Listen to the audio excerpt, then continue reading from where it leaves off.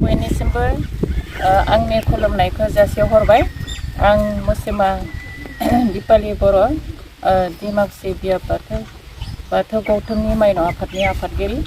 नैबे खौरां बिजोंजों गेजेरजों बेखौनो फोरमायनो मोनना गोजोननाय मोनोदि डिमाकुसि बियाब बाथौ गौथुमनि 10थि बिमा माहारि सावराय जथुम्माया फैगौ 20 नभेम्बर 2024 मायथाइनि बुधबार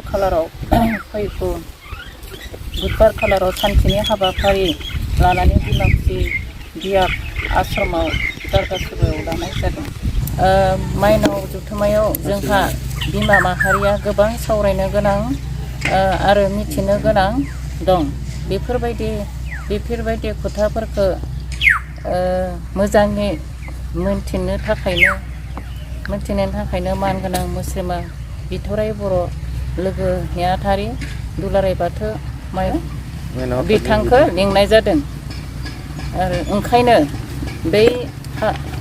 ओंखायनो बे गोथार हाबाफारियाव गाव गावनि बेसेन गोसा समखौ बाथौ धोरोम आरो आनान गसाइनि मुङै दसे दोनथ'नानैबाबो हाबाफारियाव लेंहर फैनो बाहागो लाफैनो हाबाफारिखौ जाफुंसार होफैनो बयखौबो बियाब माइनाव आफादनिफ्राय हांख्राय हरनाय जाबाय।